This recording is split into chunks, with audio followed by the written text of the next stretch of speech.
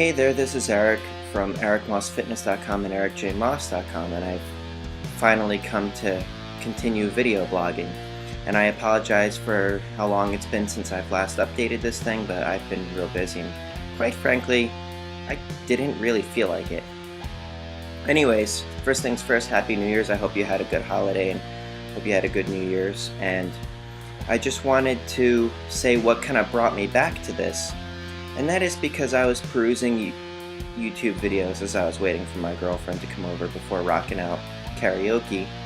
And I found under one of the things with the YouTube search about kettlebell training, and that was that Ryan Shanahan of kettleworx fame had posted a challenge to Joe Rogan that if he can follow along with his kettlebell workout, then he should be listed as one of the badass kettlebell trainers, and tried listing himself along with other badass kettlebell trainers as Mike Mahler and Steve Maxwell. And quite frankly, I don't believe that Ryan Shanahan should be able to make that claim. Now, he's using a 36-pound kettlebell in his little challenge there, and that might be good for like men that start off kettlebell training, but it's not up to muster if you're going to be listed as a badass kettlebell trainer. On his website, the kettleworx website, the heaviest kettlebell I believe that they promote is around 25 pounds, maybe it's 20 pounds, I don't remember off the top of my head, but my girlfriend, after training with me just twice, was able to use the 26-pound kettlebell. And she's not exactly a butch lesbian type. She's, as I would describe her, as being slim, calm, and sexy. And she did not bulk up like a man after training with me twice and using the 26-pound kettlebell, which a while back Ryan Shanahan claimed would actually happen. So anyways, back to the kettleworx review. I had gotten my hands on a copy of kettleworx a while back, and I was hesitant to review it because I didn't want it to get back to my certifications of the RKC or Strong First, which is internationally recognized as the gold standard of kettlebell training for physical fitness. So, having watched, here's my review of it. Having watched the video, there is a tremendous amount of cheese factor, which we're going to do swings for 60 seconds! Things like that. And even beyond that, the production of it, when he's claiming 60 seconds, is actually like 40 seconds. On the kettleworx website, he claims that having proper technique is essential to kettlebell lifting, and I agree with that, but the form that's demonstrated in the video itself is not up to muster, either with RKC/Strong First training guidelines or with the AKC IKFF guidelines from what I've seen of their videos. Technique is nowhere close to it, which, if he's going to claim to be the global leader in kettlebell fitness, is not quite up to par. Anyways, if the kettlebells aren't heavy enough, it's not going to produce a training stimulus that is going to generate any kind of change in your body fat or in your strength, which, what's the point? With the 5-pound kettlebells, which they recommend most people start with, if the bell part weighs as much as the handle, then there is no offset center of mass, which makes the point of using a kettlebell pointless. Just use a dumbbell if that's the case. So, in addition to that, with the cheese factor, I know that I kind of jump around all the place, but whatever, it's my video, I'll do whatever the hell I want.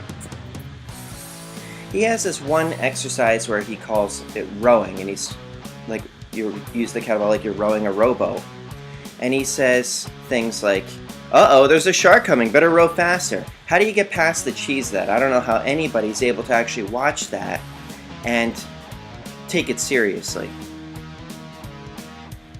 And in addition to that, if Ryan Shanahan is trying to go for a different market, which is the hardcore types, which in that video that he posted, he's wearing mixed martial arts type shorts, then if you're going to be going after the hardcore market, you better be able to demonstrate something to the effect of being hardcore. And if you're going to be calling Joe Rogan out, saying that if you kick his butt that you got to be listed as a top kettlebell trainer, if you're going to be claiming to be a badass, you better show that you're a badass. So instead of using a 36-pound kettlebell for whatever exercises you are using it for, I'm going to issue my own challenge to you, Ryan Shanahan. If you can do what some of the true badasses in kettlebell training can do, then I'll take back what I say about you. If you can't, then you have to post on your video log that you're a tool. So I'm going to show you one of the things that I do. Now keep in mind, I'm not a big guy.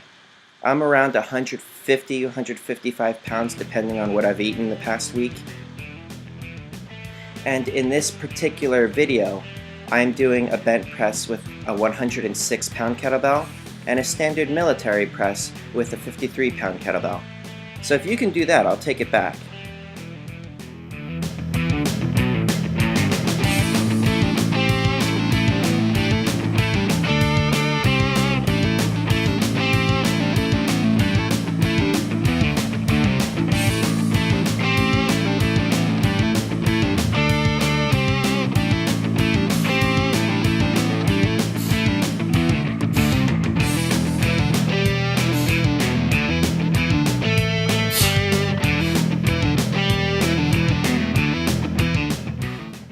So anyways, Ryan Shanahan's kettlebell workout challenge that he was issuing to get himself listed as a badass kettlebell trainer is actually considered entry level for any halfway respectable certification. So if you're going to be considering yourself as a badass kettlebell trainer, you better be doing badass things. And until then, my review of your kettleworx product, despite you claiming to be the global leader in kettlebell fitness, is that it sucks. When it comes to workouts, it has to be safe and effective to be considered a good training session.